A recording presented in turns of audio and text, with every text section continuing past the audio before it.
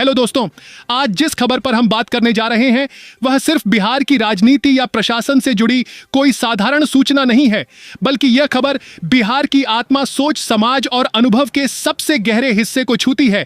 क्योंकि यह फैसला सिर्फ शराब की बिक्री से जुड़ा हुआ नहीं है, बल्कि यह उन तमाम सालों की कहानी है जिन्हें बिहार ने जिया देखा और सहा है।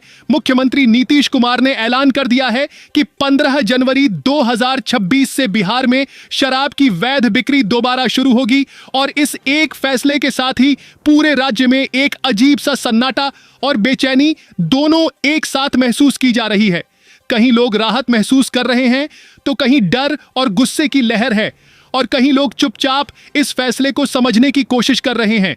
क्योंकि शराबबंदी बिहार में कभी सिर्फ एक कानून नहीं थी, वह एक भावना थी, एक सामाजिक आंदोलन था, एक उम्मीद थी, खासकर उन महिलाओं के लिए जिन्होंने अपने घरों में शराब की वजह से हिंसा, डर और असुरक्षा झेली थी।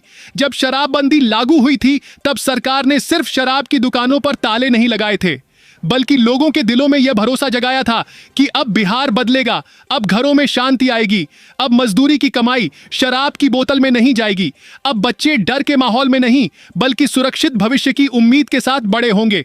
शुरुआती दिनों में ऐसा लगा भी कि यह सपना सच हो रहा है। कई घरों में माहौल बदला, कई परिवारों ने राहत महसूस की, गांवों में महिलाओं ने खुलकर इस फैसले का समर्थन किया और बिहार को देश भर में एक साहसिक सामाजिक प्रयोग के तौर पर देखा जाने लगा। लेकिन वक्त के साथ धीरे धीरे सच्चाई की परतें खुलने लगीं। शराब कानून की किताबों से तो गायब हो गई, लेकिन समाज की जमीन से खत्म नहीं हुई। ठेके बंद हुए, लेकिन गलियों में अवैध शराब उतर आई।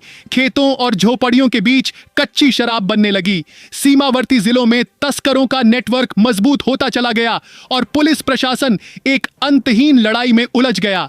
सबसे डरावनी तस्वीर तब सामने आई जब जहरीली और नकली शराब ने लोगों की जान लेनी शुरू कर दी। गांव के गांव मातम में डूब गए। एक के बाद एक चिताएं जलीं। माओं ने अपने जवान बेटों को खो दिया। बच्चों की पढ़ाई हमेशा के लिए छूट गई और हर मौत के साथ यह सवाल और गहराता चला गया कि क्या शराबबंदी अपने मकसद में कामयाब हो पाई या इसने एक नई और ज्यादा खतरनाक समस्या को जन्म दे दिया। दूसरी तरफ कानून का बोझ लगातार बढ़ता गया। जेलें भरती चली गईं। अदालतों में शराब से जुड़े मामलों का पहाड़ खड़ा हो गया। पुलिस का बड़ा हिस्सा सिर्फ इसी कानून को लागू कराने में लग गया और राज्य को मिलने वाला हजारों करोड़ का राजस्व पूरी तरह खत्म हो गया। जो पैसा शिक्षा, स्वास्थ्य, सड़क और रोजगार पर खर्च होना चाहिए था, वह अवैध कारोबारियों और तस्करों की जेब में जाता रहा। यहीं से सरकार के भीतर एक खामोश मंथन शुरू हुआ, बिना शोर, बिना बयान। लेकिन हर जिले से आने वाली रिपोर्ट यह बताने लगी कि केवल प्रतिबंध से समाज नहीं बदलता। आदतें सिर्फ सख्ती से खत्म नहीं होती और कानून अगर जमीन की सच्चाई से कट जाए तो वह बोझ बन जाता है। आखिरकार यह स्वीकार किया गया कि समस्या शराब नहीं बल्कि उसका अवैध और अनियंत्रित रूप है और इसी सोच के साथ शराब को नियंत्रित तरीके से वापस लाने का फैसला किया गया। सरकार का दावा है कि इस बार कहानी अलग होगी। इस बार शराब बिना निगरानी के नहीं बल्कि सख्त नियंत्रण के साथ लौटेगी। शुरुआत शहरों से होगी। हर दुकान पर सीसीटीवी कैमरे होंगे। हर बिक्री का डिजिटल रिकॉर्ड रखा जाएगा। बिक्री का समय तय होगा। नाबालिगों के लिए जीरो टॉलरेंस नीति लागू होगी। नशे में वाहन चलाने वालों पर सख्त कार्रवाई होगी। सार्वजनिक स्थानों पर शराब पीना अपराध ही रहेगा और अवैध शराब बेचने वालों पर पहले से ज्यादा कठोर कानून लागू किए जाएंगे। सरकार यह भी कह रही है कि इस बार जिम्मेदारी सिर्फ पुलिस या प्रशासन की नहीं होगी, बल्कि पंचायतों, महिला स्वयं सहायता समूहों और स्थानीय समुदायों को भी निगरानी में शामिल किया जाएगा ताकि समाज खुद इस व्यवस्था का हिस्सा बने। लेकिन बिहार की हकीकत यह भी है कि यहाँ हर बड़ा फैसला समाज को दो हिस्सों में बांट देता है। एक वर्ग इसे साहसिक और व्यावहारिक कदम मान रहा है। उसका कहना है कि अवैध नेटवर्क को तोड़ने और जहरीली शराब से होने वाली मौतों को रोकने का यही एक रास्ता है। वहीं दूसरा वर्ग डरा हुआ है। उसे डर है कि शराब के साथ वही पुरानी घरेलू हिंसा, वही तनाव और वही सामाजिक बुराइयां फिर से लौट ना आए। महिलाओं के मन में सुरक्षा को लेकर सवाल हैं।